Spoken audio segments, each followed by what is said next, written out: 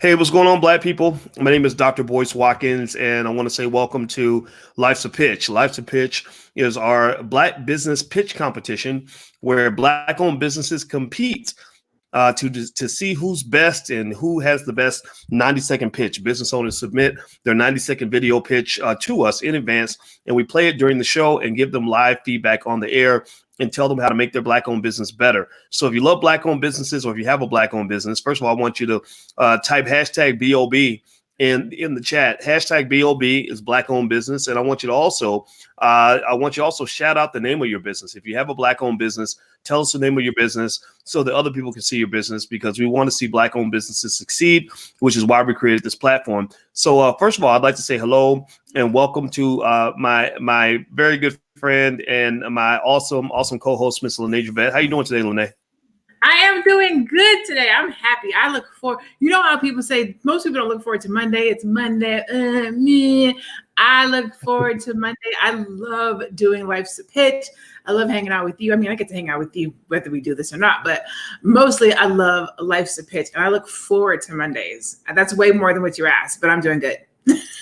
Yeah, well, you know what? I like this too, because it just feels really good, because it's really like we are we get a chance to hang out with the right people, just people that really want to actually solve a problem and not actually just complain about the problem, but they want to solve the problem, that are willing to take the time to participate in the solution, and also who are doing the best they can with what they have to build on that. I mean, those are the types of people that that greatness is made of. I mean, this is Black excellence at its finest, because we're solving problems, we're changing people's lives, we're getting it done. So I personally love doing this, and I think you're an excellent person to co-host the show with.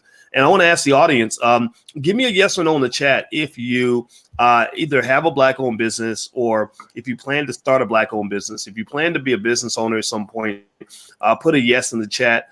YES, and also hit the thumbs up button if you haven't done it yet. Some of you guys are going to come in through text, and you probably got a text message today if you're already on the list. If you want to get texted when we go live for the show, just text the word Boyce to 31996. Text Boyce to 31996. And you can also follow Lene at I am Lene Javette on all social media platforms. I'm hearing myself as an echo. So let me make sure. No. It was me. I was sharing it on Twitter and sharing it on Instagram, and Instagram, on LinkedIn, and the sound came up. So I apologize. That was technical feedback on my side. So it wasn't my fault. No, I'm throwing it out there everywhere. I'm putting it out there everywhere.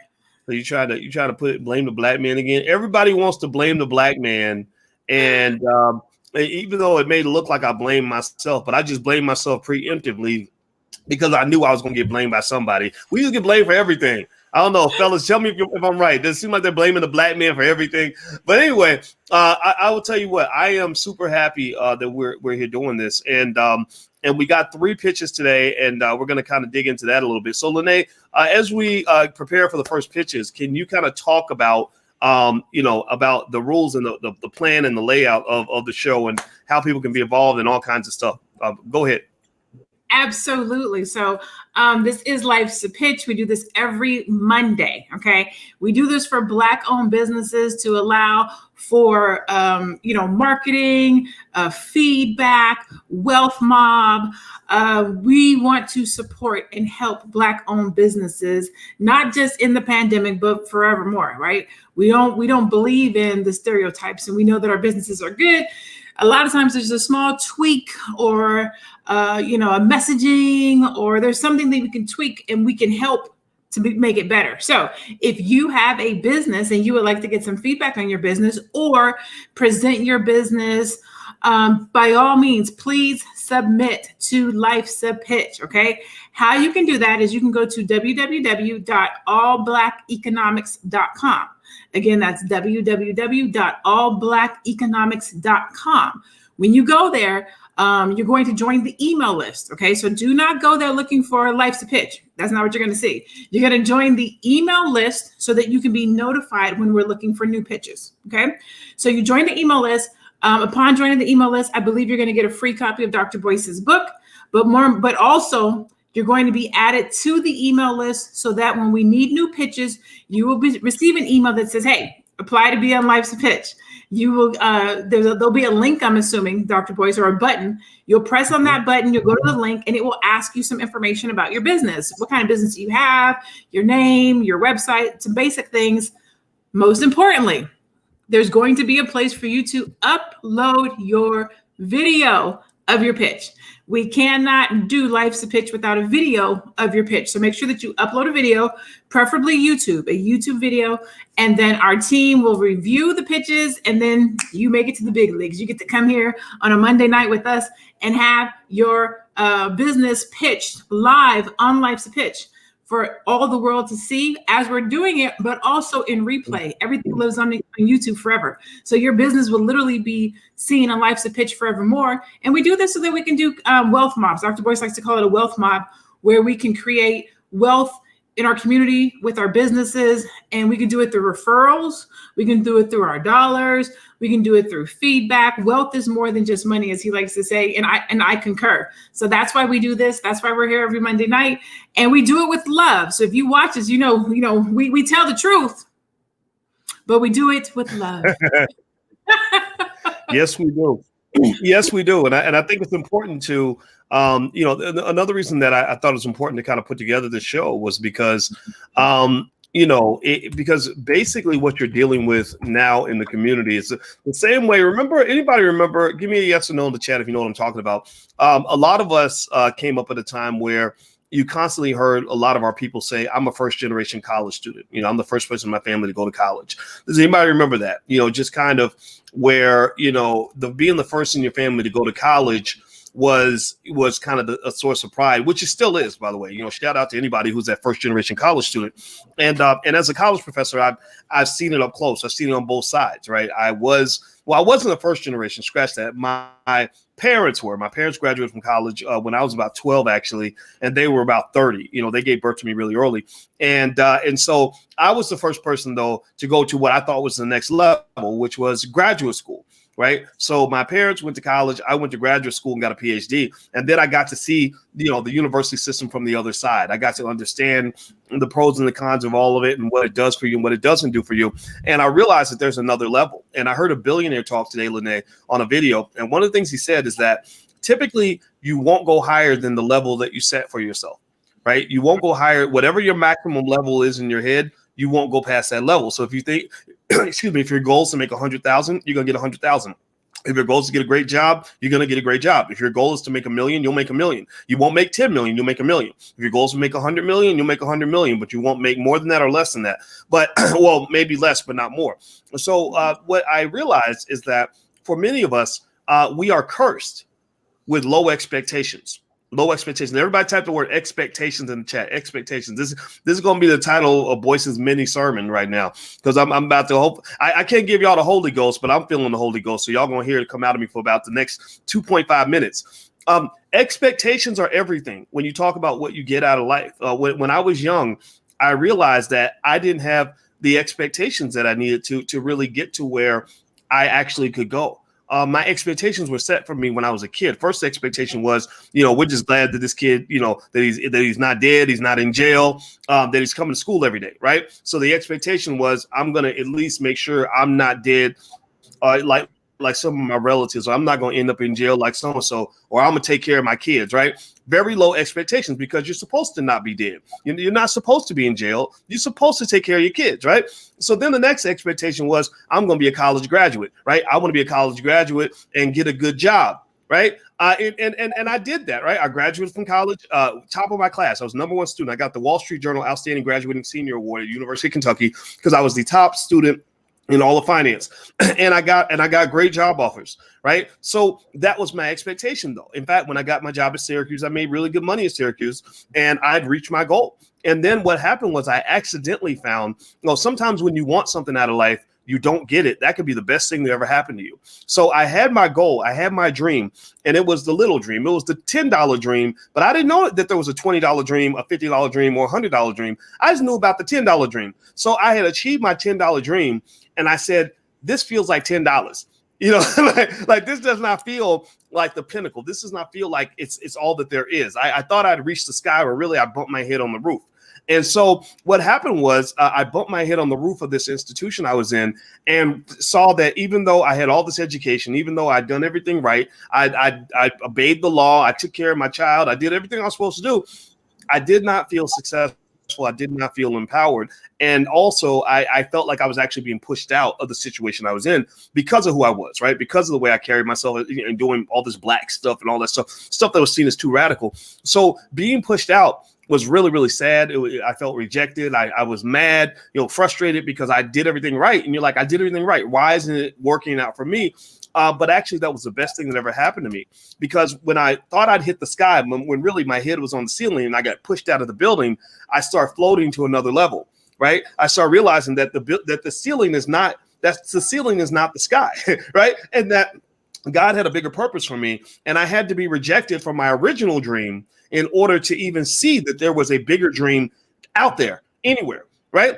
So sometimes being pushed out can be the best thing that ever happened to you.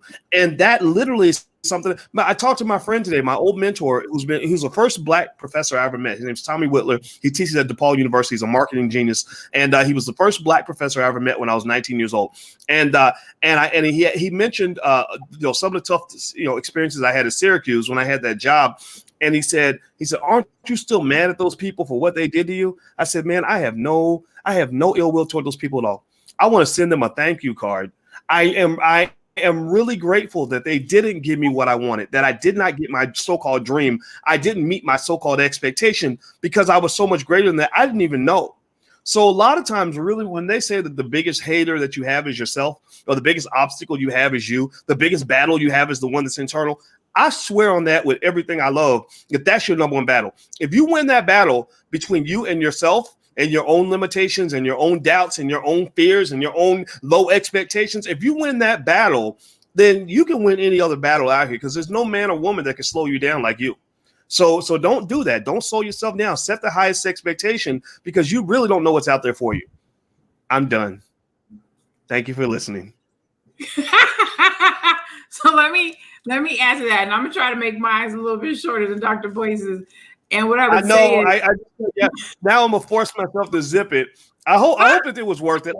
I know that was 3 years, 4 minutes of just me yap, but I had to get it out. It was inside me. I had to let it out.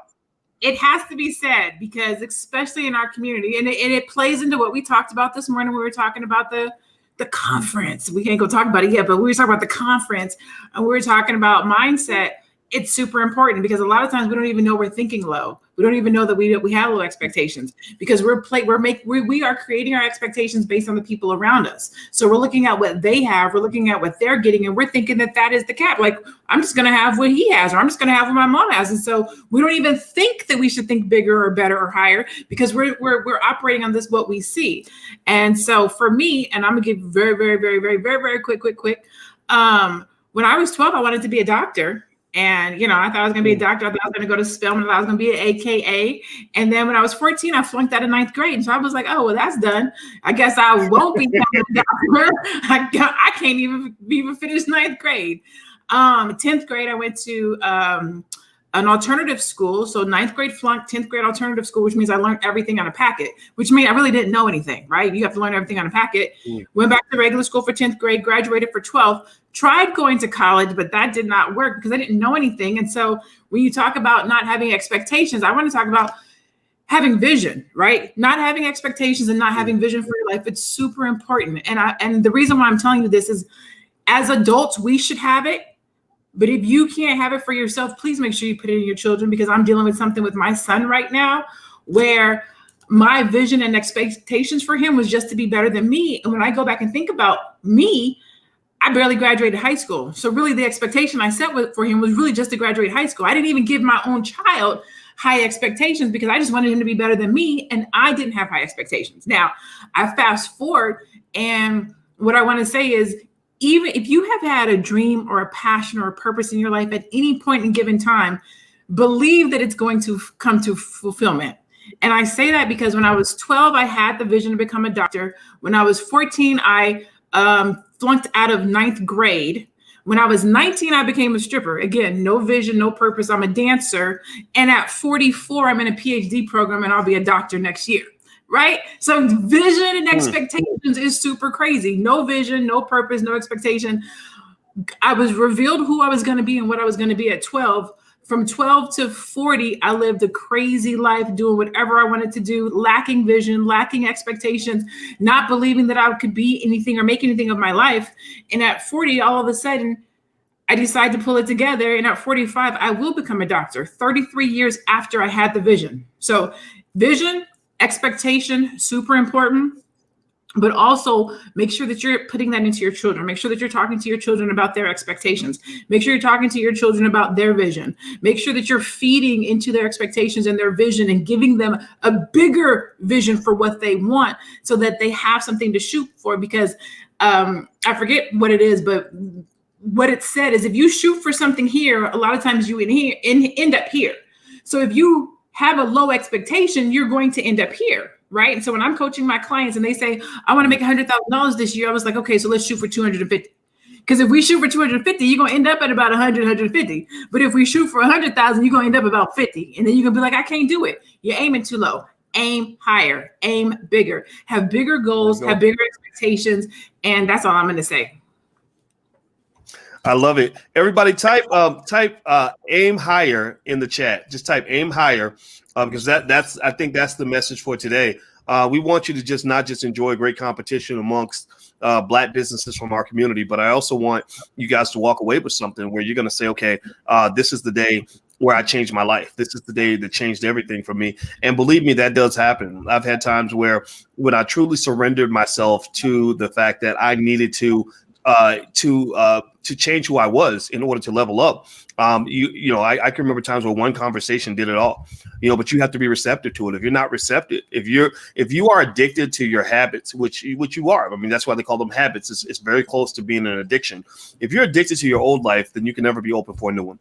It's like being in love with your ex, so you're never going to meet anybody good if you're still in love with your ex. You can't move forward. So when it comes to your ex life, you need to dump that sucker, let it go, just say goodbye, and then open yourself up, make yourself receptive to a new life. So don't be in love with your ex. Open yourself up for the love of your life, which is going to be your future, and that's going to be your greatness that's going to happen for you after you walk out of this room, so to speak. All right, guys. So do me a favor, hit the thumbs up. Let me just say this one thing. And age doesn't matter. Let me just put that on there. Age doesn't matter. It doesn't matter how old you are. It doesn't matter where you are in your life. You're never too old. You're never too young. Age does not matter. Mm-hmm. Absolutely. So do me a favor, hit the thumbs up button if you're watching anyone on social media. Please share this video so that everyone else in the community can know about Black-owned businesses. We have 1.4 trillion that goes to our community every year. Most of that money gets sent over to white businesses. This is a critical time of the year where it's important to buy Black, keep the money in the Black community, support your own, invest in your own people. So please, if you could take 1 second, take this link and share it. Well, also, if you're watching on the YouTube channel, please hit the subscribe button and hit the notification bell so you'll be notified when we go live and when we do things. And if you want to get on the list where you can actually receive a notification whenever we're looking for businesses that want to pitch, just go to allblackeconomics.com. You get a free e-copy of my book, but then you'll be on the email list. And when we're done going through all the pitches we have, we will send out another call for pitches and you'll receive it in your email. So just make sure you check for the emails that come in. And also I saw a question here. Somebody was asking about the Black Wealth Bootcamp and I guess the payment options, things like that. One thing I'll say is, number one, we did decide the Black Wealth Bootcamp starts on January 7th. That's our really popular program that's all about reducing your economic dependence on the corporate plantation. I teach that. It's 6 weeks long. You can still join. We extended the sale for one more day. So for just today only, you can get 72% off. We start January 7th. There's a money back guarantee. You're really going to love it. Also, that price you pay is the one price you pay for a lifetime membership. So there is no extra anything that you'd have to pay. You're in there for life. And we also have recordings of the previous two boot camps that you can go and watch right now. So there's a URL on the screen. Feel free to go take a look at that. All right. So let's let Lene, let me ask you, are you ready for the first pitch? I am ready for the first pitch. All right. Well, the $1 million question is, am I ready? All right. So I'm going to pull up the first pitch, and I do not have this beautiful Black woman's name in front of me, but She will probably say her name during the pitch if the pitch is what I expect it to be, and if she doesn't, I will be furiously looking up her name while I show you guys the pitch. So, are you ready? Give me a yes or no in the chat if you're ready to see the first Black business pitch. Give me a yes or no in the chat. All right, I'm seeing my yeses. Okay, good. All right, so let me pull this up. Let me make sure I don't mess up the technology, and you should see her in one moment. Here we go. Civil unrest, a worldwide health crisis. Are you aware that 78% of Americans are unable to handle a $1,000 emergency? I know, now more than ever, we need to put a plan in place for unforeseen circumstances. I'll ask you, what is your plan? What is your plan to protect your income? What is your plan to save for your children's college fund? What if something happened to you? How will your family handle your final arrangements? Listen, my name is Ronnie Benjamin. I am a financial services professional in the Dallas-Fort Worth, Texas area. I help families create a plan to secure your future and your family's legacy, one conversation at a time. Contact my team at 770-685-5532. I look forward to hearing from you and partnering with you to achieve your financial goals. Peace. All right, so let me stop sharing my screen. I'm always mess up. I hit the wrong buttons. Okay, so Miss Lene, what are your thoughts?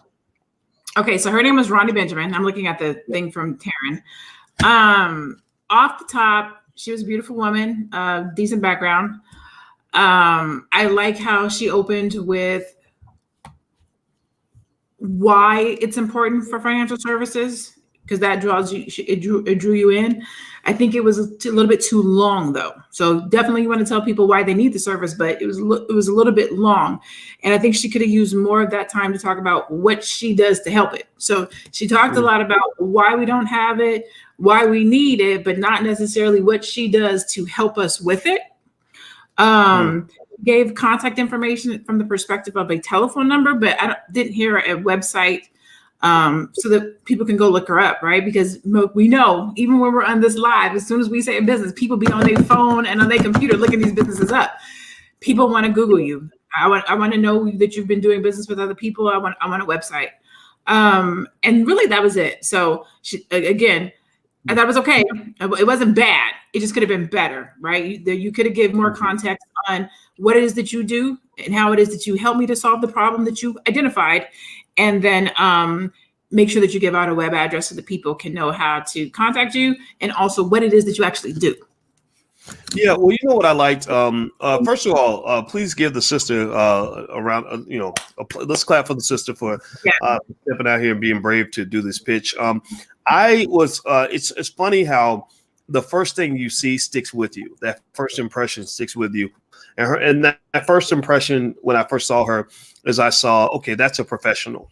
You know, I saw a very professional Black woman, a little extra soft spoken. It was kind of hard to hear, but then she did a really great job of telling you what the problem is. And I always say that in business, if you learn how to solve problems, then people will gladly pay you to help them solve a problem. If you want to understand what it takes to make money as a business owner, think about what makes you spend money, as you know, what makes you give your money to a business. They solve a problem for you. That's it. Right. So I like the way she talked about a problem that we all know about. We all know about, cousin Ray Ray who died, and the kids had to go to the church to open a GoFundMe account, to pay for Ray Ray's funeral, because Ray Ray was on Instagram, throwing money in the air, but didn't actually put any of that money in an insurance policy for his kids. Right. So I got that feeling that she's really talking. I mean, again, maybe she can do more. And so maybe the onus is on her to make it clear, look, I can do more than that. Right. But what I picked up on was, we will help you one conversation at a time to make sure that that in case the inevitable occurs, you're ready. If you stay ready, you ain't got to get ready. And I think that's a necessary need that a lot of people have. I like that a lot. I do agree with you that there should have been a website or something. I think that's all. Everybody's doing websites, right? But I think a phone number is nice too, though, in the sense that it's a little bit different. And as long as you know that somebody can answer the phone, and you don't mind answering the phone from all the crazy people that's going to call you and waste your time. So that's one thing I'd warn people about giving out a phone number is if you give out your phone number, just be ready, because you're going to attract a whole lot of people that are going to get you on the phone and talk your ear off and buy nothing from you. So you may want to have a process or a vetting system to vet through people from the serious to the non-serious, so that you can more efficiently use your time. Because I can't imagine her answering the phone, especially after coming on this platform. She's probably going to get some calls, right? Because she's in Dallas, but you can call her from anywhere. And she seems like somebody, like I looked at, I was like, okay, you look like somebody I would talk to about my final arrangements and my financial security. So I think she achieved the goal. It's like mission accomplished. Good job, Ronnie Benjamin. I think you did exactly what you needed to do. Maybe the pitch could be tighter, but I feel like she got a good grade on that. Any final thoughts from you? Yeah, no, I've actually, like I said, she did a good job. There's definitely room for improvement. She did look professional.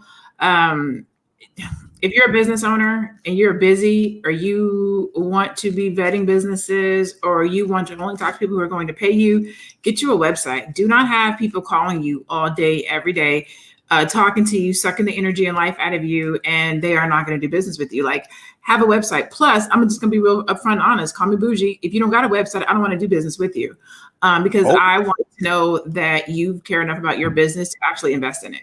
But that's me. Again, I might be being bougie, and that's because I do this for a living. But if you tell me about your business, I'm going to go online and I'm going to look for you. I want to see who you've done business with. I want to see some testimonials. I want to see, what do other people think about your business? I want to see your Facebook. Like, that's me. Again, I do this for a living, but most people are going to go and see and Google you. They're going to go see what you have going on. And if you don't have a website, and here's the thing, a website is super easy. Throw up a landing page. It could be a simple landing page with a banner. This is who I do. This is who I do it for. This is what I do it. Holla at your girl. It doesn't have to be complicated, but you should have some digital real estate that backs your business. Well, I'll say this. I think that, to your point, it does say that there are a lot of people who aren't going to do business with you if the technology is not there, right? I would say that on the whole, not having a website thing, I can kind of get it to a point, in the sense that, maybe some people are old fashioned, maybe they're not comfortable with technology. But if you're not, that means you should go ahead and work with somebody that can get that set up for you. And you're right, though, if you don't have the website, it can lead some people to say, well, how long have you been in business? Like, what do you really know what you're doing? Did you just set up shop yesterday? So I think having that web presence is important. Also, having a web presence allows you the opportunity to engage consistently with people, so they can even know that you're qualified. Like I do business with people. I do a lot of stuff with the community, but you guys see me all the time because I want you to know that I know what I'm talking about. Because trust is very important. Trust is important in any relationship, whether it's a romantic relationship, a friendship, a business relationship, or anything. So people trust things that they know. And if they don't know you, they ain't going to trust you. And if they don't trust you, they ain't going to buy from you, period. Yeah. All right. Lavonda, can I answer for Lavonda real quick? Lavonda Smith says, a Google website costs. So how do you do that with a new business? I'm so glad that you asked that. Websites range in cost, right? So a website can be, and I'm gonna throw out some really crazy numbers to y'all. Okay, these are real crazy numbers. Websites can be anywhere from $150 up. Now, do I recommend getting a $150 website? I do not. However, if you have no website or $150 website, go with that $150 website. All right. A very, very inexpensive way to go about having a website is to do something like Squarespace or Shopify, where they have what we call out of the box sites, right? So they already have the template. All you got to do is go in there and drop your stuff, your branding in there, drop your pictures, drop your verbiage. That's the simplest, easiest way to go about having a website created. They're literally already done. Like, we're not operating from, days of past where you had to have a designer and a developer. Now, I say that to say this: when you get you some money, get you a designer and developer, because you want to have an upscale presence and look. But if you're just getting started, then you can go, a lesser expense route of doing something like a Squarespace. Do not do Wix and do not do Weebly. I will talk about you if you get a Wix or a Weebly website. But you can do Shopify, you can do Square. I think Big Cartel also does the out the box site. So a single page website where you just, go with the theme, drop some stuff in, that'll suffice you when you're just getting started.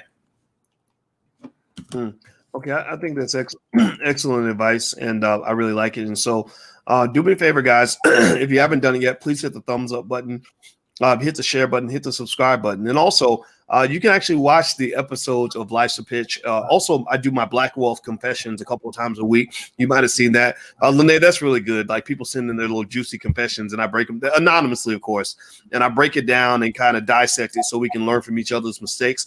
And if you want to know what our thinking is in terms of how we create our different shows, it's, what does the community need? How do we build a culture around wealth building so we can achieve our goal for Project 2070? The goal of Project 2070 is that by the year 2070, we want Black people, foundational Black Americans, to lead the world in entrepreneurship, in wealth building, and in economic intelligence. In order to do that, you need a culture. It has to be more than just a job or something you do in your spare time. It has to be a part of your DNA, just like families that have great basketball players or kids that know how to twerk or whatever it is, right? The same way, people know how to dance and do anything else.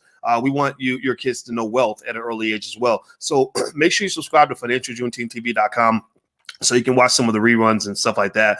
All the episodes are really good and informative. So, Lene, are we ready for the next pitch, ma'am? Yes, we are. Yes, we are. We are ready. Yeah. All right. So give me a yes or no if you're ready for the next pitch. Give me a yes in the chat if you're ready to see the next big black pitch. All right. So here we go. All right. So I am pulling this up. Here is this is a brother. I don't have his name either, but I'm sure he will tell us his name as soon as we start the video, and we will begin now. Greetings, my people. It's Stephen Hutchinson, managing member of PowerTax. At PowerTax, we don't just do your tax return, but we answer your questions analytically to help you understand exactly what's going on in your tax return for the purpose of increasing your financial literacy. And you and I know that we as a people, as a culture, must increase our financial literacy, our financial intelligence. And we as a company stand with and stand up for our people. We are available to do tax returns through our remote services for all 50 states. We're also on mobile. We have face-to-face services, Zoom services. So reach out. You can reach out to us at 610-955-6508. That's 610-955-6508. Or check out our website at PowerTax.com. That's PowerTax with 2 X's, not 3.com. So don't go to strangers. Come to PowerTax and be powered. All right, Miss Lene, what say you? Damn. So I like him. Let me start by saying I like him. I like his verbal presentation. I think he did a great job.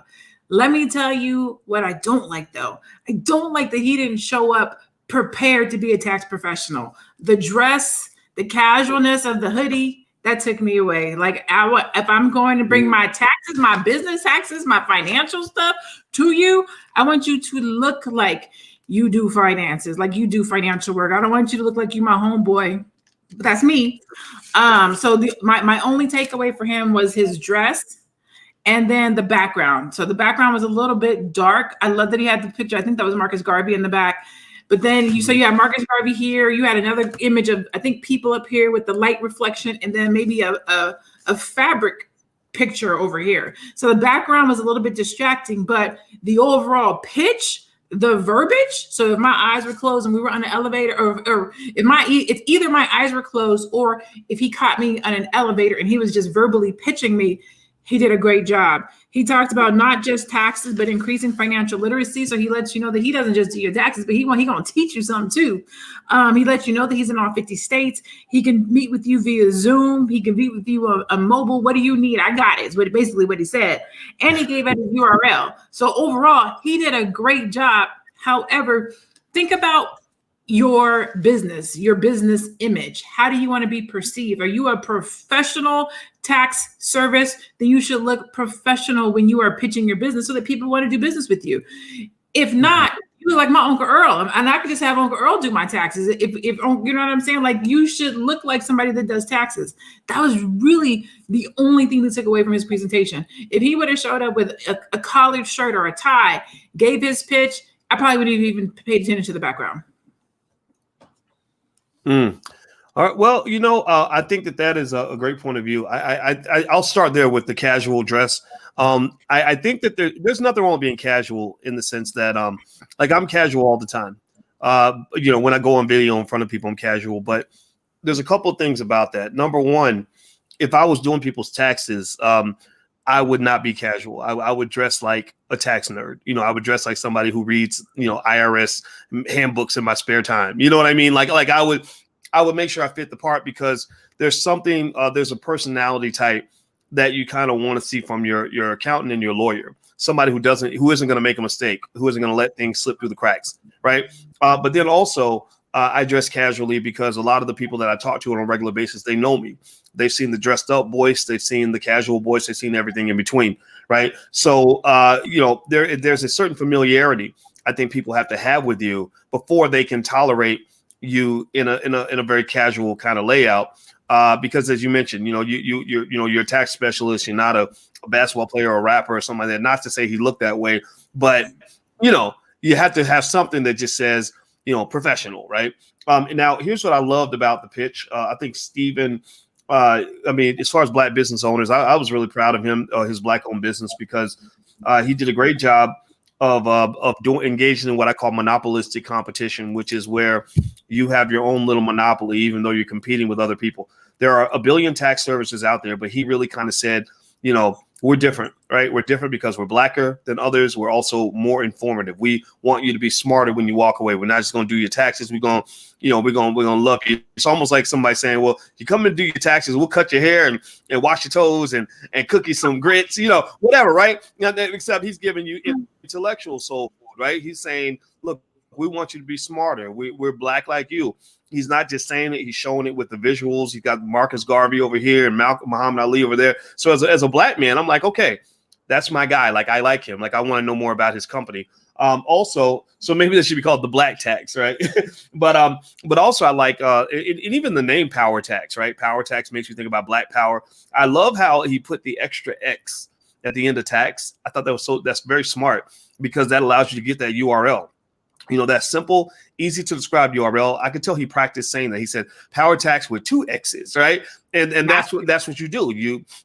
That way, when it's tax season and all the radio stations are calling and saying, we want you to come on and give tax advice, at the end of the interview, he can say, oh, by the way, you can follow me at powertax.com. That's 2 X's, right? And you can get it out real fast. People aren't going to misspell it. People are going to come to your business if they like you and they like what they hear, right? So these are the little ways that people should, be aware of in terms of how to let people know about your business. Like you have to market. You have to market and you got to present, right? And so the other thing, he had it branded on the sweatshirt. He had the phone number and the URL on the sweatshirt. I said, that's what I'm talking about. My brother, I love that.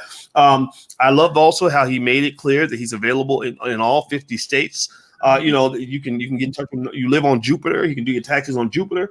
And so he did a great job of really nailing down a lot of the key elements of presentation. I would say that the other thing too, though, is when I saw the big power tax plop in over his head, that was when he technically kind of broke the rules a little bit, because this is a pitch competition. It's not a commercial competition. Like that video could be a decent commercial if you maybe, just tighten up the professionalism a little bit. And I didn't like, the prop. We don't do the props, but outside of that, though, I thought that he did a great job, and I was very impressed with the business. And he looked like somebody that had thought it through, that's been doing this for a while. So yeah, there you go.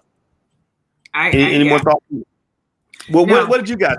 Put your comments in the chat. Go ahead, Lene. Any other thoughts?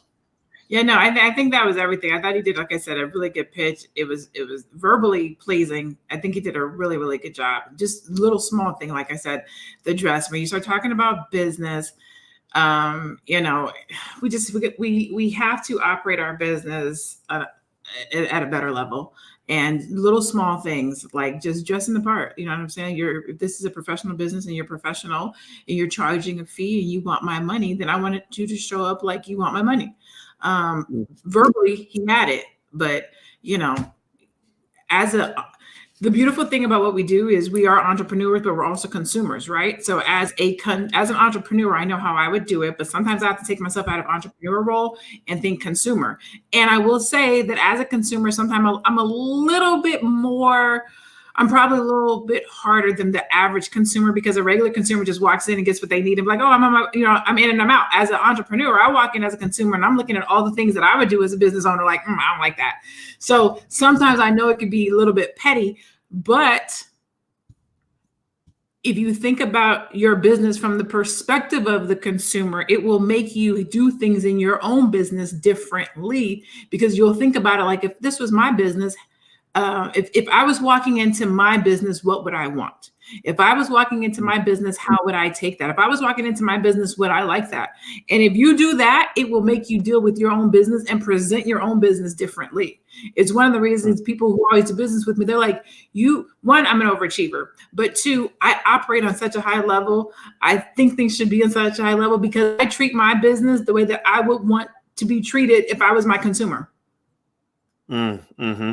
Yeah. I mean, a great way to get better at your business is to look at other people's businesses, and you can kind of get ideas on things that work and don't work.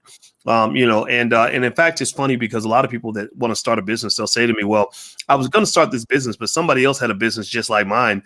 And I'm like, but that's good. That means that it works.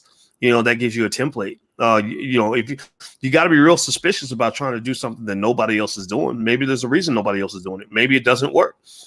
So the world is your university. There's plenty of opportunities for you to learn what you need to learn. And also, don't forget, in the Black Business School, Black Money 103, that's the third class in our Black Money sequence. That's all about entrepreneurship and how to start a Black-owned business.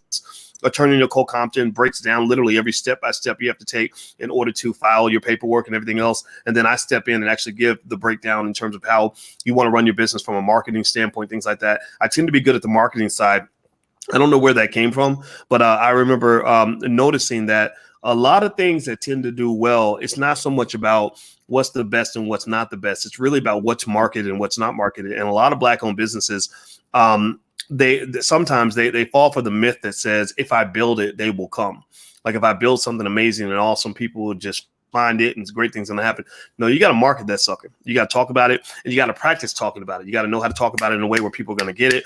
And also, and then there's a point also, just as a side, just because this is in my brain, it's almost unrelated, but about 90+%, 95% of all Black-owned businesses have just one employee. Right. And that's you. That's one person grinding like crazy, doing all the work. You're the secretary all the way up to the CEO.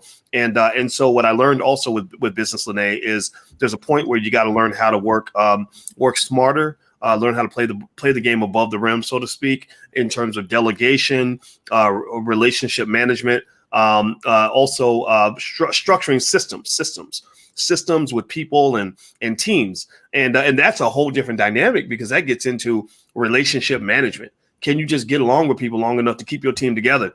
Right? Because many a great basketball and football team have fallen apart because the superstars, our egos are too big, right? So the same thing happens in business, same thing happens in family, same thing happens in dating. If you can't get along, then the whole team falls apart. And so your family's your first team. So that's your first opportunity to learn how to, engage in conflict resolution and things like that. So you and I have worked together, about 6 years now? Is that right? Roughly 5, going on 6. Yeah, 5 years going on 6. Yeah, and let's have a moment of clarity. How many times have I ever made you want to come up and punch me in my face? Let's have a moment of honesty. I'm sure there's been many times when you were like, if I see this dude on the street, I'm going to strangle him, right?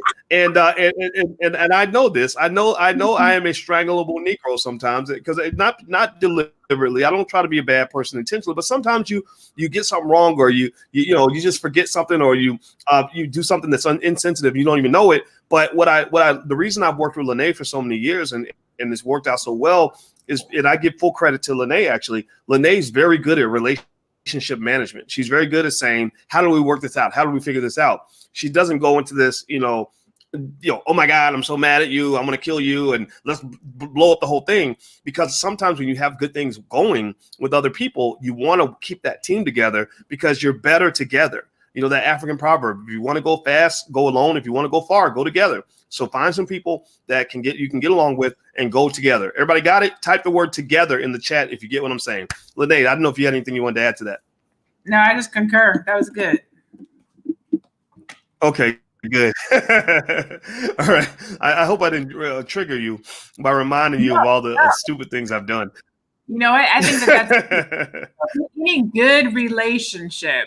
You're probably going to have give and take. You're going to have some arguments. You're going to have some punchable face moments. And I would probably say there's probably been some for me, maybe. I mean, I've dropped the ball here or there or didn't do something. So I think it goes both ways. The true testament to a situation like that or a relationship, whether personal or business, is working through that, knowing how to communicate, trying to understand the other person's position. Because a lot of times when we have people have disagreements or business relationships that don't work, it's due to a lack of understanding, and or perception of the other person, what the other person thought or what they were thinking or what they were going through, or some type of misunderstanding. But if you are man enough or woman enough to say, hey, what did you mean by that? Or you hurt my feelings, or you didn't do what you say you were going to do, or whatever the case might be, then you can work through them. And that's the thing about our relationship. Sometimes I'll be like, hey, you didn't do, or hey, you didn't say, or was I supposed to do this? Or I'm sorry. But you have to have that, because if not, then you get to be the victim. And if you're always the victim, then you don't ever really get to play both sides. And that's what we do good. Mm-hmm. There you go. Yeah. It's really important. So I felt that, that just came to me, and I felt like it was important to share because I really feel strongly about that. Like, I really think like we overlook things like relationships when we're talking about business. We think they're two separate things. No, they are deeply connected. People will do business with someone they have a good relationship with before they do business with a stranger. It doesn't matter how great the stranger is, because the trust issue makes you wonder, like, how's this going to play out? But if you know somebody and you know what you're going to get, good and bad, then you feel comfortable moving forward. Okay, so everybody type that word together one more time in the chat. Also type the word relationships. I think relationships is a good word to use to describe what we were just talking about. Okay, guys. So Miss Lene, are you ready for the next pitch? Yes, sir. Yes, sir. All right, ma'am. So I'm going to pull up the next pitch right now. So give me a second. I'm going to share my screen. Everybody, please hit the thumbs up button. Please hit the thumbs up, share, and subscribe button. Hit the notification bell. If you're watching anywhere on the Black Financial Channel on Financial Juneteenth TV, please hit the notification bell so you'll be notified. Later on, I'm going to do some catch-ups on the stock market and stuff like that and what's going on there. You guys know on the Black Financial Channel, we update you guys every single day, several times a day, on what's going on with markets and crypto and everything else. So make sure you subscribe there as well. All right. So here we go. Here is a good, strong black man. He's got the words "get better," hashtag "get better" on his shirt. So it looks like he's got some uplifting words for us. Let's see what the brother has to say. Here we go. Hi, I'm John Ireland, the owner of Get Better. My website is OWNGB, where we sell inspirational products, kind of like this shirt I have right here. Get Better is a solution-oriented company, plain and simple. What it is it's a conversation piece. It allows you to share your story with someone else. It allows you to share your challenges along with your victories, your triumphs along with your adversities. It's a great conversation starter. You're going to forge relationships. Hey, you might meet your significant other. Anyway, give Get Better a shot. Talk to you later. All right. Lene, what say you? Okay. So I thought it was good. Let me say that I thought it was good. I love that he opened early with the website. So he put it out there at the very beginning. I don't like that he didn't use it at the end. So he should have did it at the beginning and at the end after he left. But I did like that he used it early because there was an opportunity to use it 2 times. I love the product placement. Shanancy Johnson, she said, he doesn't look professional at all. Let me talk about that. When you wearing your own merchandise, it doesn't necessarily have to be professional. So he's talking about his business, which is, I believe, empowerment, solution-minded company. And his hashtag was get better. So because he was wearing his merchandise, that's technically product placement. So he's showing you the merch. So in that instance, it is okay. Okay. He's not doing my taxes, right? He could, and here's the thing, since you said that, if the last dude had worn a shirt with his tax logo on it, that would have been okay, because now we're talking about product placement. So if he had worn a shirt that said Power, not the sweatshirt, because I see how your eyes just went that way. Like, you know, like they have the polo shirt, the nice with the emblem, something like that. Not like a hoodie or nothing like that. But, but like a nice polo with his emblem on it, that would have been cool. You know what I'm saying? But not a hoodie. No. But specifically, because it wasn't like because he wasn't selling hoodies. If he were selling hoodies, it would make sense. But if he's not selling hoodies, then yeah, go ahead, please continue. He's selling taxes, not hoodies. Exactly. So, but for this Jonathan Ireland, his store is a retail store with motivational messages. So it's applicable and appropriate for him to wear his merchandise. And then just the no closing of the website. Overall, I thought it was good. I'm gonna say this, and I hope I don't get shot for saying this. I'm gonna tell you, when I first saw it, I'm not even gonna say that. Matter of fact, I'm not gonna say that. I'm keeping positive. I like to see brothers doing something good and positive. I'm going to tell you, when I first saw it and it said get better, I was like, it said why 2 mates? And I was like, did he just come out of jail? What does the mates have to do with it?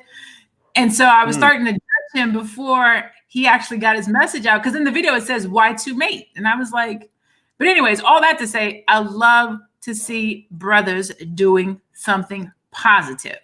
So to see a solution-minded company about positive messaging from a Black man will get my vote every time, twice on Tuesday. The product placement was dope. I love that he threw the URL out there. First thing, again, do it again at the end. Always close with a call to action. Always close with a call to action. And then other than that, I thought it was good. You know, I could talk about the background. You know how I am about the lighting coming off of the background with the fan going over the top. Those are just personal pet peeves. They don't have anything to do with the pitch, but just be cognitive, because this is a visual show. We see you. Just be cognitive about your background. Well, that's the thing. I mean, most of your first impression is visual. People are going to see what they see before they hear what you say, right? So you got to think about that. You know, you got to think about, you know, and then sometimes you just don't care. You know, like I know that there are weird looking curtains behind me, but I don't care. You know, it's fine. Y'all, most of y'all know me, right?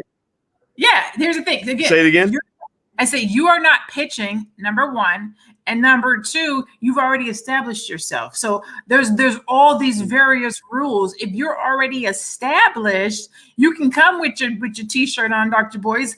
And here's the thing, it's knowing when. When you're talking about politics or you're talking about financials, you usually come, you have on your vest and your tie, and you're talking. When you're talking about something that Cardi B did and lost money, you might have on a Black Enough t-shirt. When you're talking about, you know what I'm saying? Even though your dress changes, it's usually applicable to the messaging that you're delivering or what you're talking about.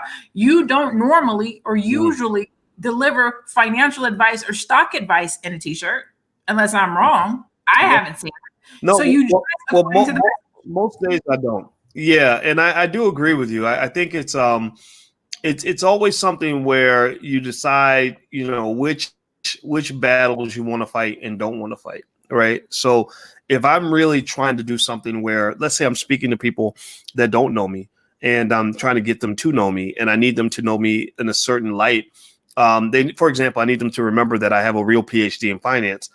I'm not going to make it hard for them by showing up, you know, with a hat cocked to the side and, you know, and a wife beater, right?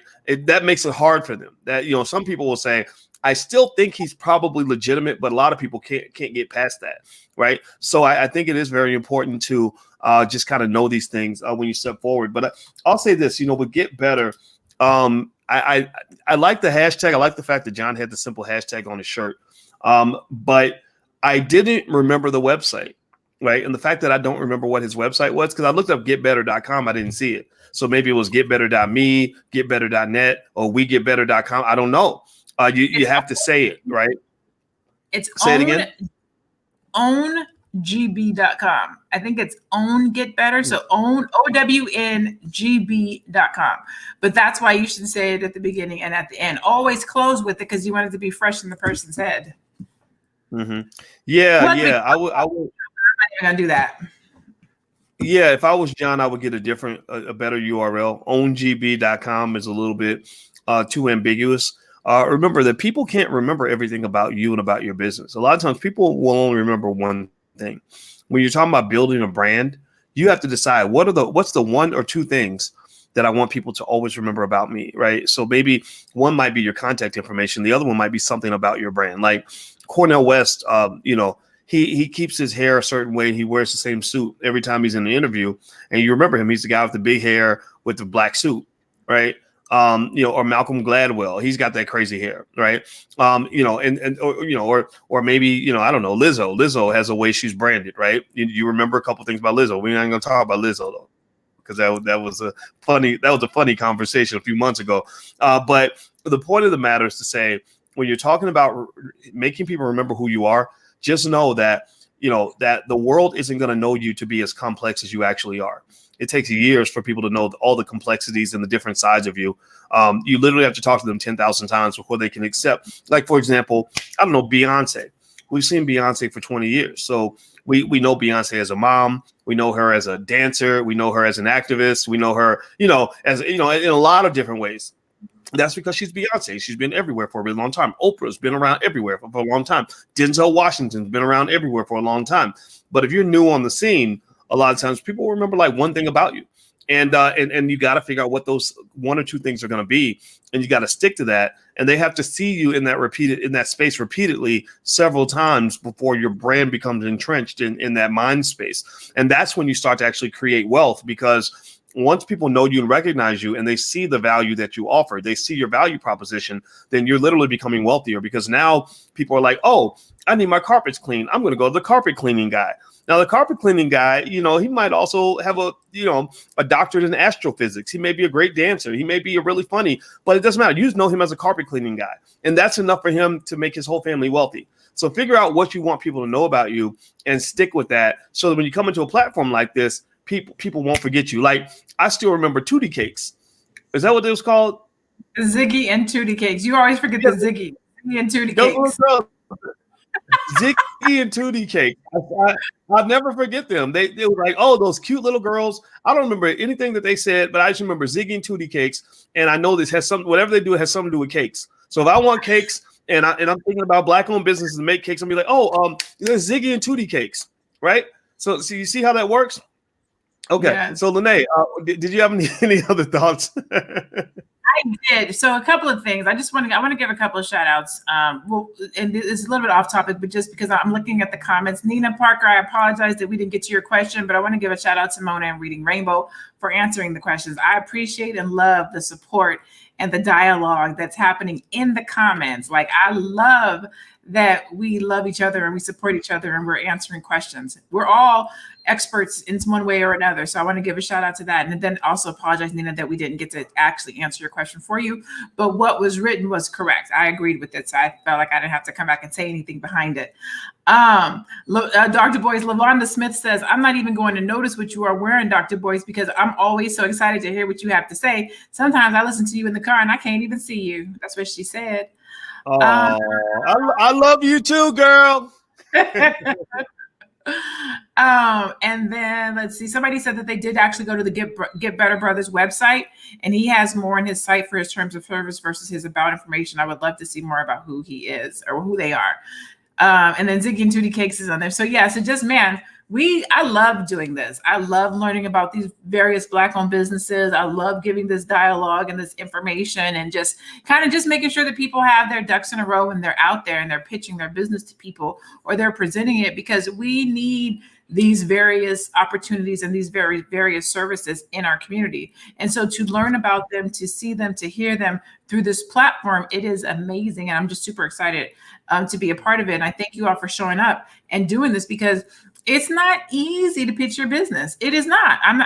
It's not easy to pitch your business. And it's really not easy to pitch your business in this type of a platform. So for every single person who submits to be on Life's to Pitch and who allows us to put their business on here and give feedback on it, I want to commend you, and I want to give you a shout out and tell you I appreciate you being so brave and accommodating to let us use your business.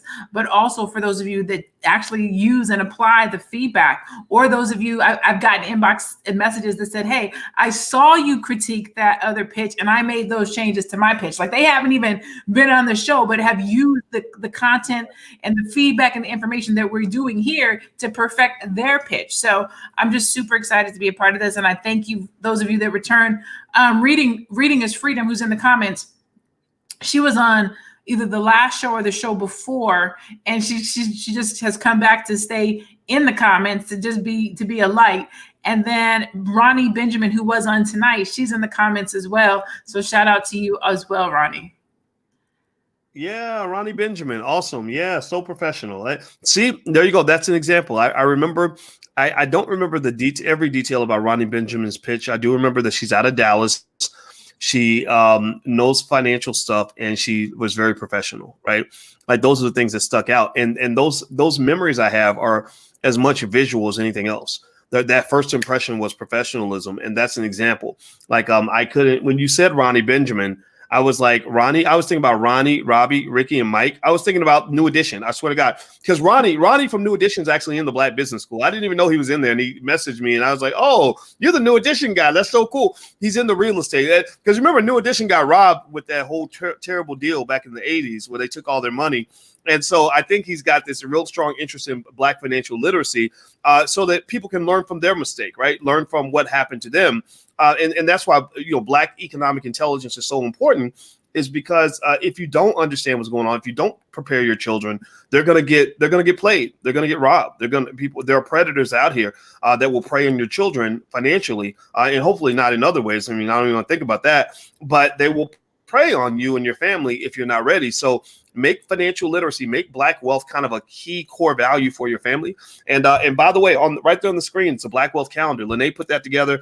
It's really great for your whole family. It's a calendar where every month there's a Black Wealth principle. And the theme for the 2021 calendar is the All Black agenda, the All Black national agenda, which is an agenda that we can pursue without anybody's permission. We don't have to tell Joe Biden what we're doing. We don't have to ask for anybody's permission. We don't have to wait for anybody or in Congress to pass a law. You can apply a Black agenda in your house. And I want to really emphasize that there are 1,000 things that happen in my house that I didn't have to ask for nobody's permission to do. Me and their mama got together and made a plan. We're both the president, we're both the vice president, depending on the situation.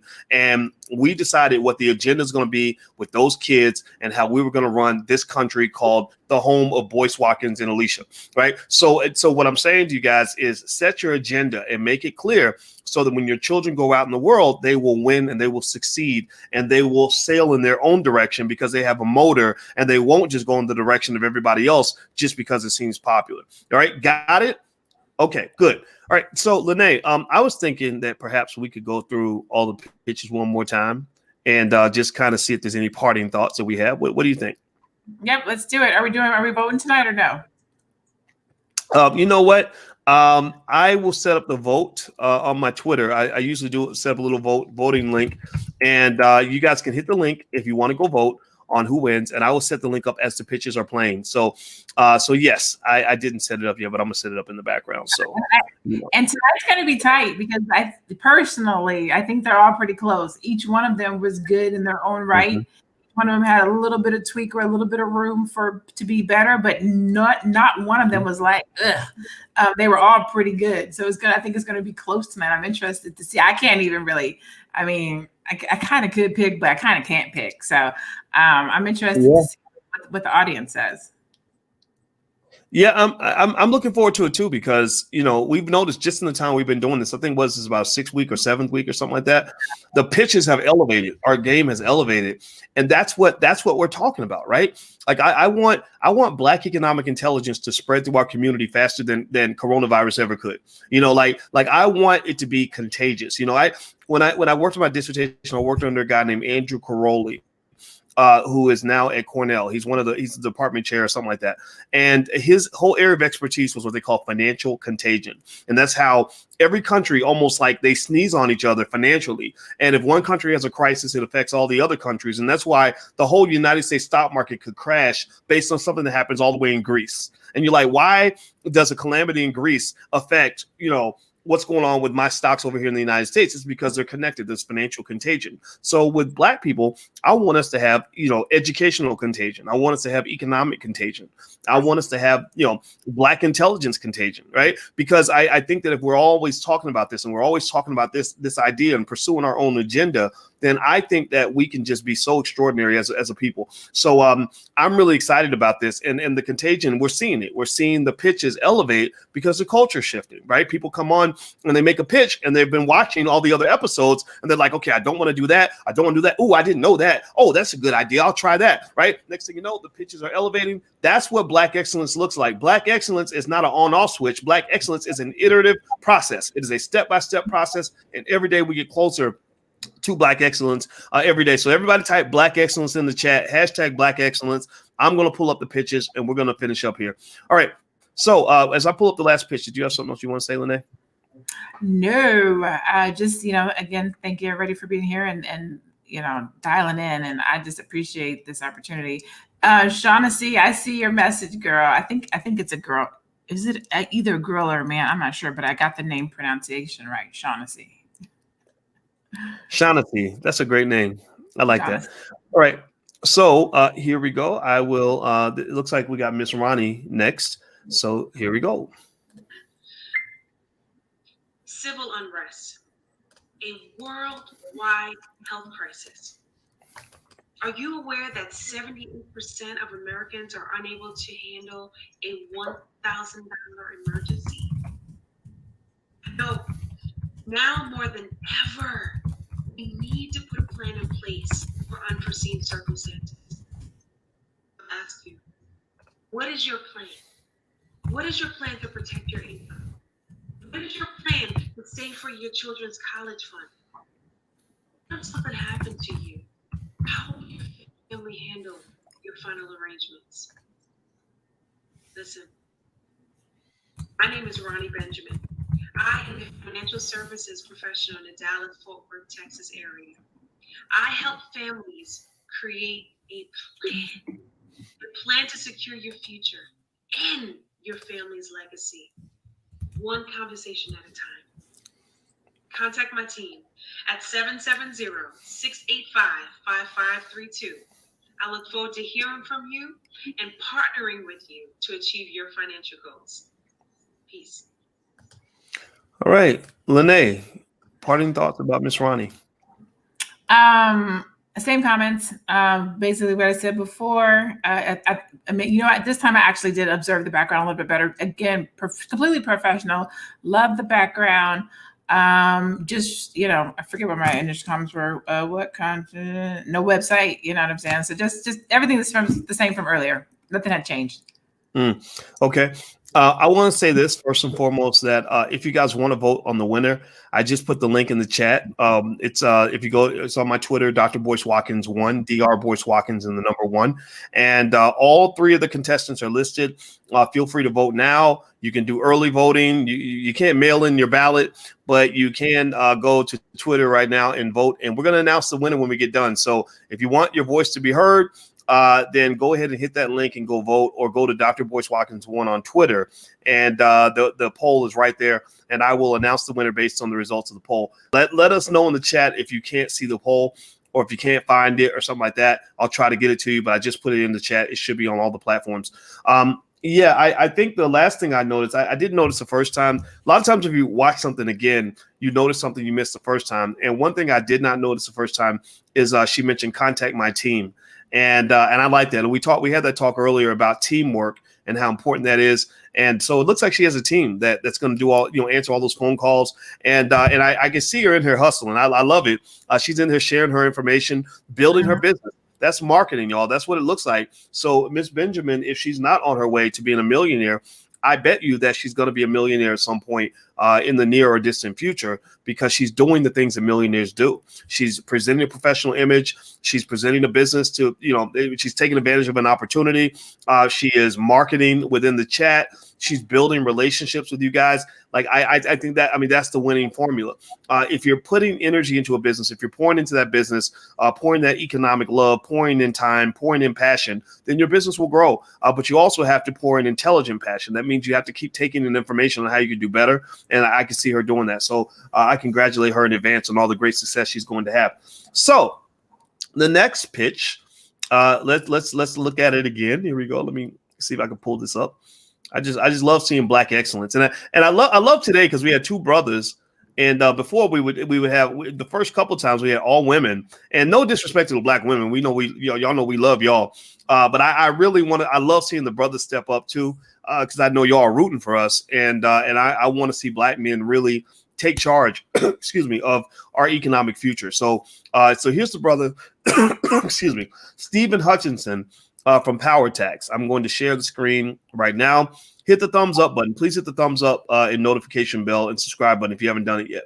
So here's Mr. Hutchinson. Greetings, my people. It's Stephen Hutchinson, managing member of Power Tax. At Power Tax, we don't just do your tax return, but we answer your questions analytically to help you understand exactly what's going on in your tax return for the purpose of increasing your financial literacy. And you and I know that we as a people, as a culture, must increase our financial literacy, our financial intelligence. And we as a company stand with and stand up for our people.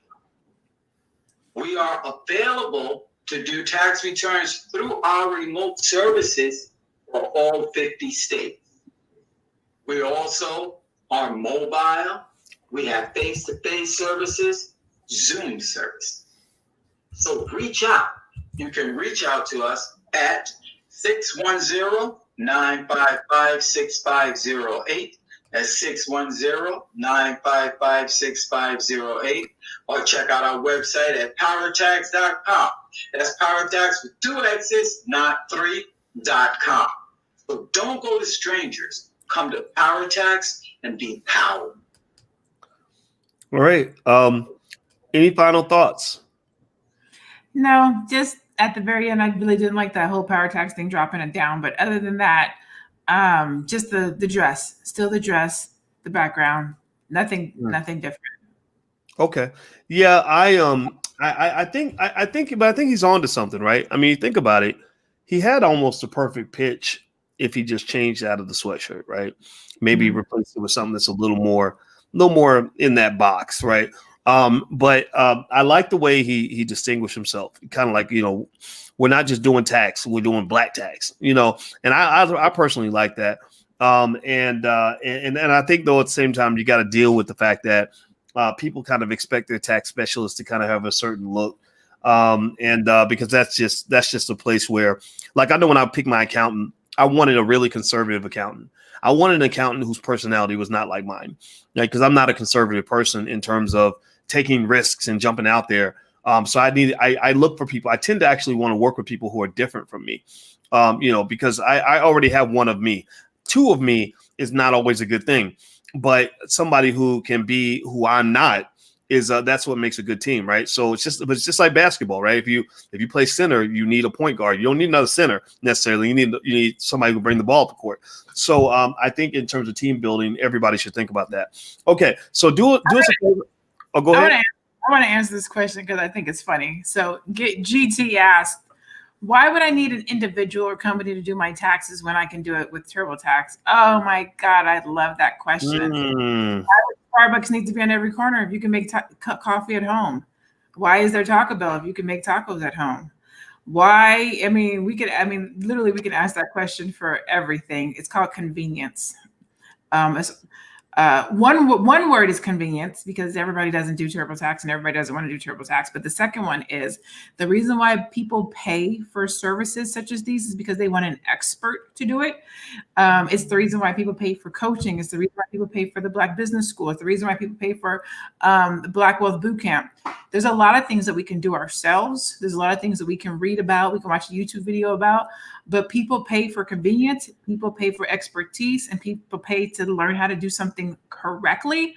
Get audited one good time using TurboTax, and it'll have you paying for an expert. Now, I say that to say this. If you're doing personal taxes and you got some W-2s and you just got to type your W-2s in there, put a bing, bada boom, TurboTax is amazing. I use it for my mom. I get it. But as a business owner, when we start talking about, different companies you have, and you got money coming in from PayPal, you got money coming in from Stripe, and you got DBAs, and you need somebody that knows what they are doing, and you are willing to pay to have them do it right. So that's why people pay for these things. I can make coffee in my own house, but I want to go out and pay $5 so I can get that bougie coffee. So people pay for stuff like that. And if they didn't, some folks wouldn't have a business. So that's why. Anybody know who this guy is? Tell me what the name of this guy is, and tell me why you think, some of y'all who might know me, think that I put this guy's picture on the screen right now. He's a great actor. Can't remember the brother's name in real life. Maybe y'all can tell me, and I'll pay tribute, because I think he actually passed. But anybody know his name? Type his name in the chat if you know who this guy is. This is movie. Remember the movie Set It Off, one of the best movies of all time. This is Luther. And Luther, there was one scene where TT and whoever Queen Latifah and Jada's characters were, one of them asked Luther, Luther, I don't want to pay taxes on my paycheck. Can you pay me under the table? And anybody remember what Luther said? Luther said, 3 things I do not mess with is the I, the aura, and the S. And so let me just say this to y'all right now. We're gonna just keep it a buck, as they say. I need you to understand. Everybody type the letters IRS in the chat right now. Do not mess with the I, the aura, and the S. Do like Luther, and do not play around when it comes to your taxes and stuff like that. Get you a professional that knows what they're doing. Do not just say, "Oh, I can just do this myself." It not only will it drive you crazy, especially if you have a business where you got a lot of transactions and stuff like that, but also you just don't want to deal with that. You do not want those problems. So go ahead and 2 things I learned to appreciate over time are the importance of good accountants and good lawyers. You got to have that, especially as your business grows. At first, it sucks. It seems like a wasted expense because it's not an investment per se. It doesn't help you make more money, but it protects your money. It fortifies what you've got, right? And if you look at the Roman Empire, the biggest mistake of the Roman Empire, because they were conquering everything. They were taking over every city, every country, everything. The biggest mistake of the Roman Empire is that they kept expanding so much that they forgot to fortify. They didn't protect what they had, but they became so greedy that they were trying to get everything else. And because they weren't protecting home, well, the invaders started attacking their home because all their soldiers were out trying to conquer new territory. So don't get so caught up in the acquisition and the conquest and growing and expanding that you forget about the importance of protecting and fortifying what you have. You have to do both. And part of that is paying your accountants and paying your attorneys so they can make sure your business is in order. Okay. So yeah, thank you for, I see everybody type IRS in the chat. Good. There we go. Do not mess with the I, the aura, and the S, because Luther said that would be bad business and y'all don't want to end up in whatever place. Well, actually, I think Luther got killed. Didn't Luther get shot in the movie? I think he got shot. They didn't. I don't think so. What? Say it again. I don't think he got shot in the movie. I think he did. I think Luther got shot. Not now in real life. I think he might have got shot too. I'm not laughing about that. I'm just saying, like, I don't want to make light of that. That's not funny at all, right? Getting shot ain't funny. But yeah, I think Luther got shot. He got shot in the movie. Does anybody know? Can somebody tell me, did Luther get shot? I think he did. I think he got shot. And there's a scene here. Let me show you what I just found, since we just being stupid right now. Let me show you here. I found this picture. Remember that scene? Remember when Latifah Latifah broke in, and Luther was laying down with some lady, and then he pulled out a gun, and that's when she shot him. She had to shoot him because he was doing something I forgot. So anyway, Set It Off was one of the best movies ever. I love that movie.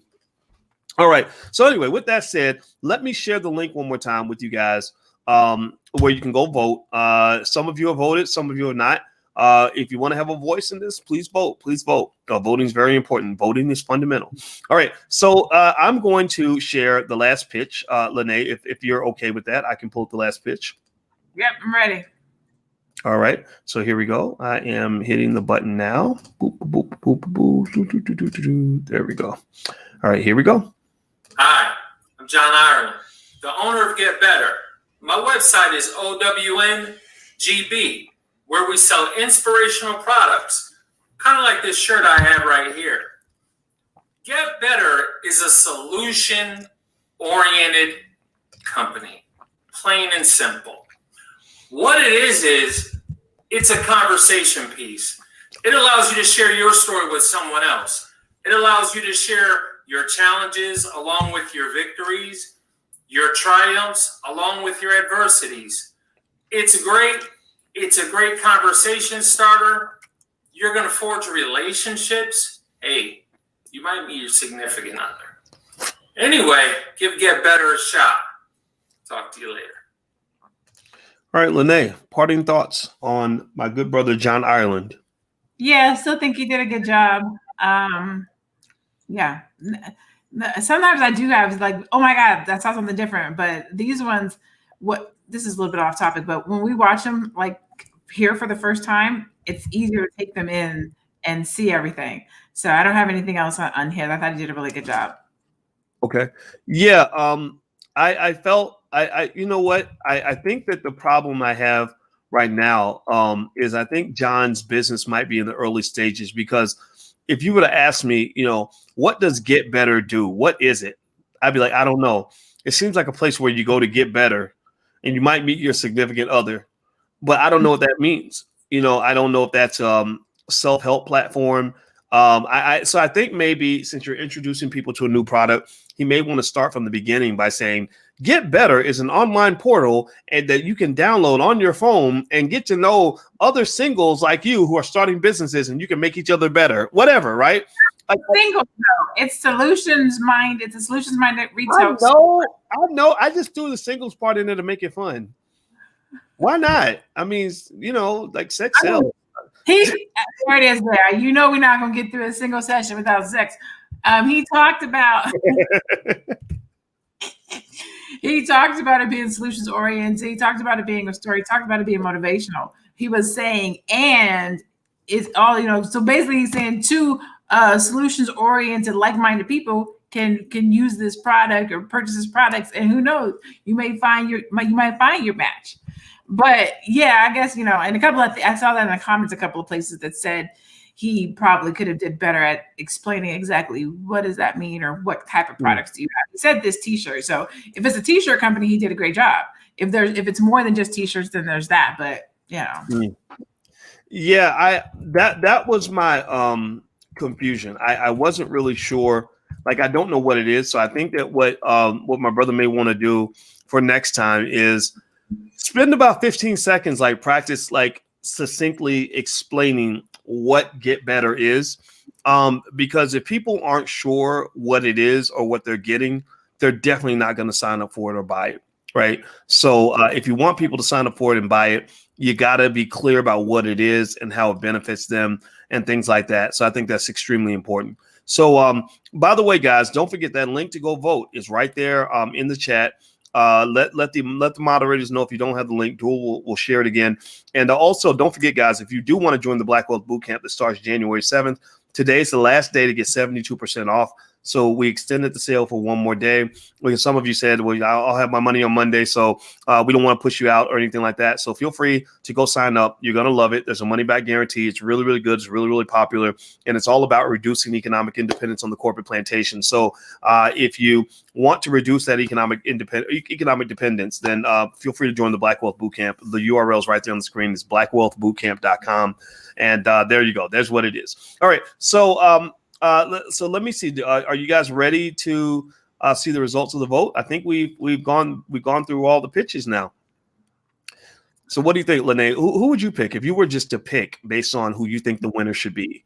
Who would Lene Javette pick? Oh God, it's so hard because they all had something different. I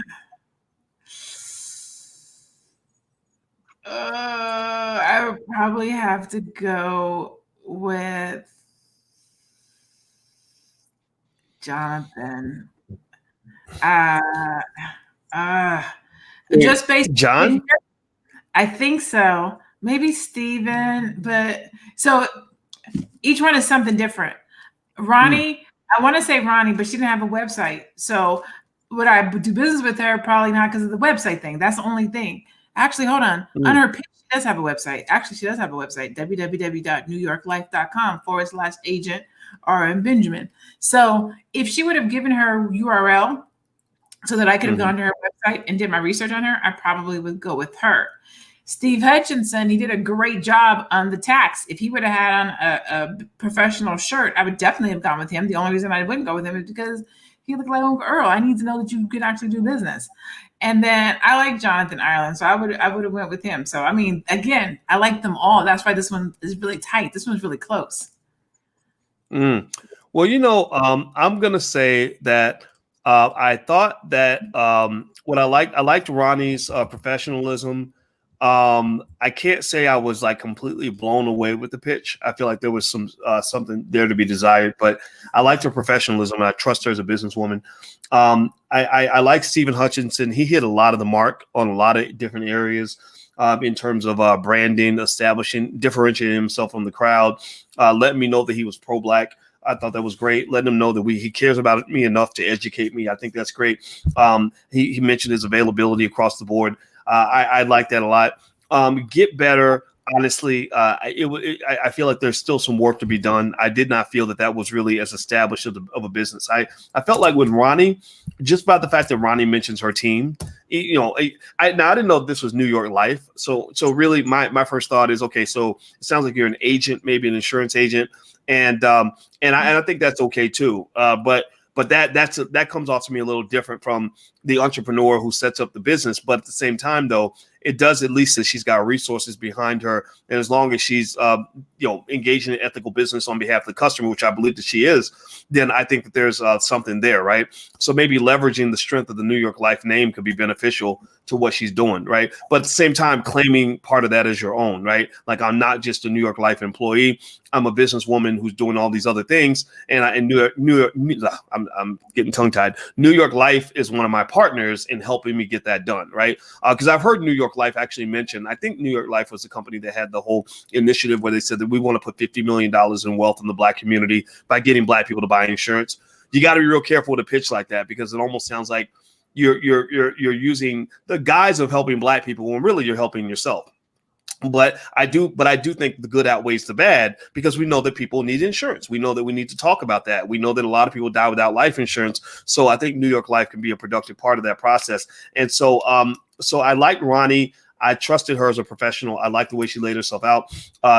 Business wise, I like Stephen Hutchinson. I felt that John Ireland has some work to do. I don't even know what get better is. It's not even stated in a disrespectful way. It's just, honestly, I don't know exactly what it means to get. I know what it means to get better, but I don't know what get better is. I don't know how to get to the website. So there's a little work there for John. So I put John in a separate category, right? John, it's still at the beginner stage. I feel like Stephen and Ronnie, you really came to play.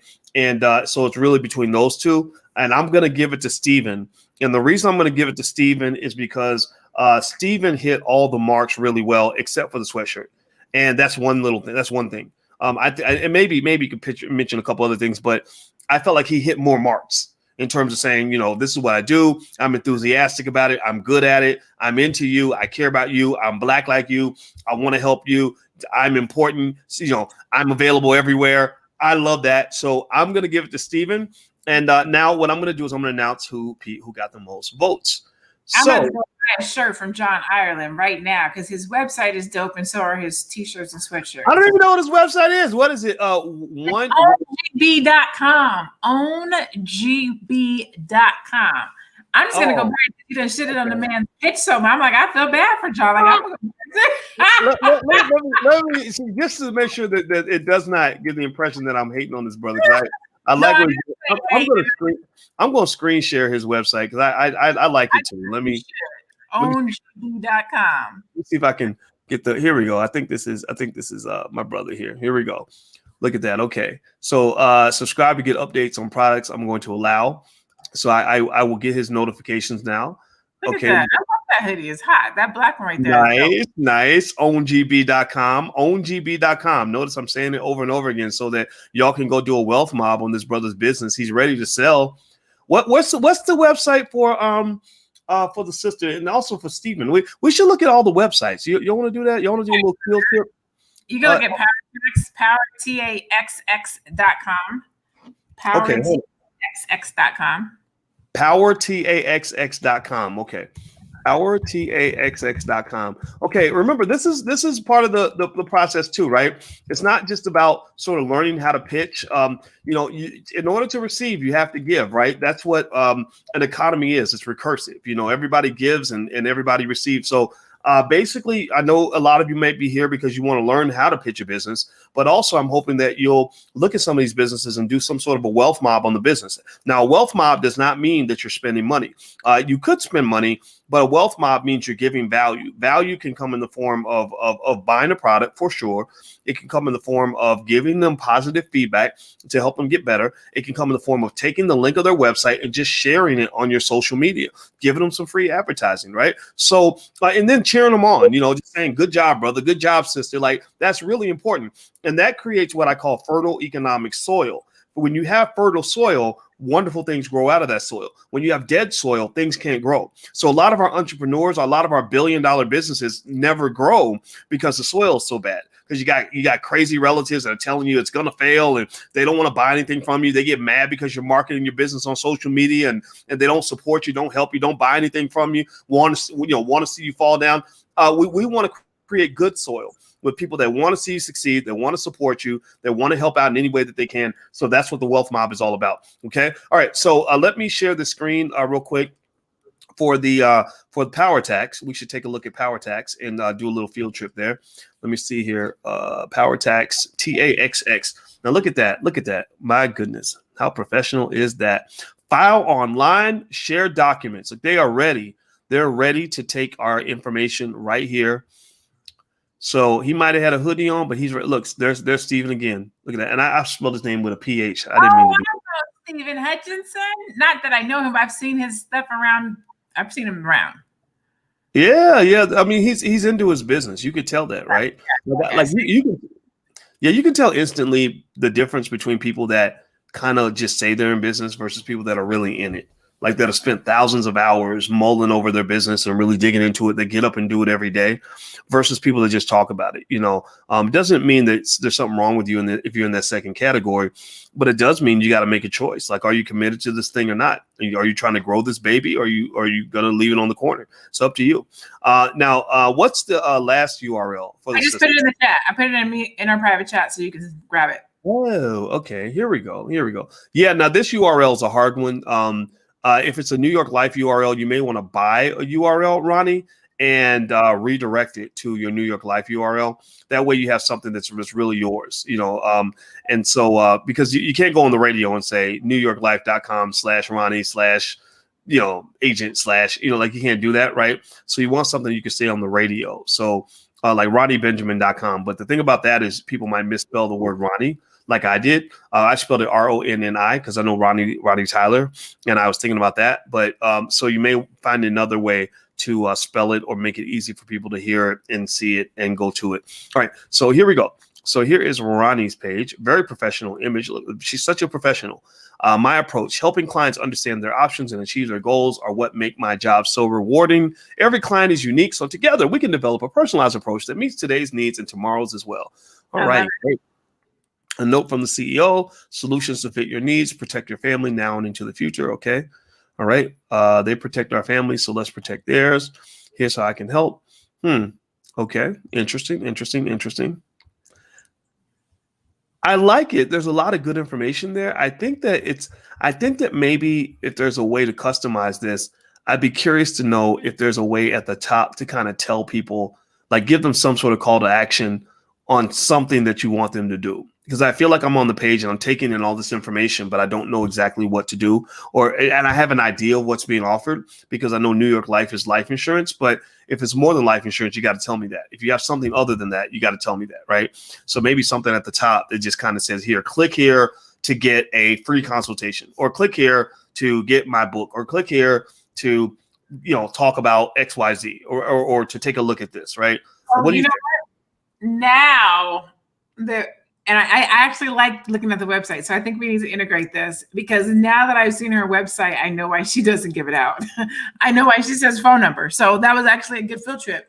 So when you think about life insurance, it's a quote. I have to talk to you. How old are you? How long have you been around? Do you have any health issues? Any issues in your family? You can't give a life insurance quote out over the website. Like you really talk to the person. So that makes more sense as to why she says, give me a call, because I can't quote you online because of the type of work that I do. However, to your point, you want to still be thinking like a business owner with regards to getting people's emails. If somebody has shown an interest in life insurance, that means even if they don't buy from you today, they may want to buy from you next year or 3 months, 6 months from now. So keeping that engagement, keeping them interested in life insurance, making sure that they understand what's happening in the industry and what's going on in the market. Get them on your email list. You still want to have that engagement, and people still want to be Googleable and have a website. So you still want to give it out, but I better understand why she now said, give me a call, because it's life insurance. It's not like a car insurance where you can just throw your car information on and they send you, this is the quote, which they actually sell those leads to various different insurance agencies so that they all call you. But with life insurance, it is a little bit more personable. You're talking about your life. You're talking about your death. And people a lot of times want to do that over the phone and not a computer. Yeah, that's a good point. I'm just thinking about something in terms of telling people what the next step is, really. I mean, a lot of times people might walk away from a page just because they're confused, or they're just like, I don't know what to do, so I didn't do anything. That tends to be the reaction I've seen, where people just so maybe just telling them to do something like you said. I mean, maybe there's more questions that need to be asked, but yeah, laying something like that out. But I think it's good. I think it's a great page. In fact, actually, Ronnie, I'm putting an email address in here, and anybody can use this if you want to send in information. But producer at flynubianmedia.com. Over at Fly Nubian Queen, we love having people in that can help, educate the community, or want to have a show, or want to come in as a guest or panelist. So maybe that would be beneficial. Maybe we can all help each other out. Like you come in and you talk to the ladies. The platform has about 140,000 subscribers. So these are people that you can talk to about, financial news or what's going on in the world, or ways to kind of look at certain issues. And then also it gives you a chance to develop your customer base. So anybody who has a desire to be on a show, host a show, come in as a panelist, regular guest on Fly Nubian Media or anywhere else, just click or go to that URL, or go to that, email producer at flynubianmedia.com. Maybe send over a sample of your work in a bio. And we're always looking for great, intelligent people that can come in. So Lene, I will let you get the last word. Please go ahead. The last word is be blessed, be black, and be bountiful. What was that? What was that? No, really, man. Let me just say again, shout out to all the businesses that submitted to Life's a Pitch. If you have submitted your business to Life's a Pitch, as you can see, we only do 3 a night. So if we haven't gotten to your business, we will get to it. Thank you. And if you are interested, please make sure that you go to www.allblackeconomics.com and get on the email list so that you can get notified when we do ask for more submittals, because we do get a lot. So we don't want to just have them sitting there. So we ask for them as we need them so that you're not having to sit around waiting like, when is mine going to get on? When is mine going to get on? So we want to get through the ones that we have before we ask for new submittals. And then just thank everybody for coming out every Monday night to participate. We appreciate it. We really love doing this. Like, I really get a kick out of co-hosting Life's a Pitch with Dr. Boyce and getting to share my information, my knowledge, my expertise on developing businesses with you guys. You can definitely follow me on social media at I am Lene Javette. And that's it. Like, I love this. Thank you so much. I appreciate being here. What you got, Dr. Boyce? Yeah, we didn't announce the winner. So I'm going to announce the winner. Drum roll, please. Drum roll, please. All right. Let me pull this up. The winner is Ronnie Benjamin with 68.8% of the votes. Stephen Hutchinson got second with 25%. John Ireland got third with 6.3%. So congratulations, Miss Ronnie. You are the winner for tonight. Way to go, girl. Good job. Woo! Everybody clap for Ronnie and clap for all the participants. I mean, this ain't easy. You're going out in front of everybody and getting yelled at. Well, we try to be nice, though. We try to keep it all positive, and we want to see you succeed, and we want to see you smarter when you walk out of here. So if you feel a little bit smarter, just say yes in the chat so we know that we did our job. If you feel a little bit maybe a little more courageous in reaching your goal, if you feel like you have a little more guidance, then let us know because that's our goal. Our goal is not just to be here to entertain and hang out and have fun or become famous or something. Our goal is to really elevate you. I want to see you win. I want to see you reach for the stars and achieve your goals. And we got to just get out of our own way. So everybody, thank you guys for hanging out with us. Once again, like I said, if you want to join the Black Wealth Boot Camp at the big discount, it's open for the rest of the night. We shut it down at midnight. It's a pretty significant discount, so we can't do that forever. But if you'd like to still join us, we start January 7th. It's a lifetime membership. Recordings of all the last two boot camps are there. We haven't done one for 5 years. We may not do another one for a while. But if you want to join us, go to blackwealthbootcamp.com. That's blackwealthbootcamp.com. And then also, of course, if you have kids, and you want to take a look at our financial workbooks and flashcards for kids, those are great gifts for the holidays. Go to financialworkbooks.com. That's financialworkbooks.com. So take care, guys. Have a good night. And thank you very much, Lene. Good to see you. All right. Bye-bye.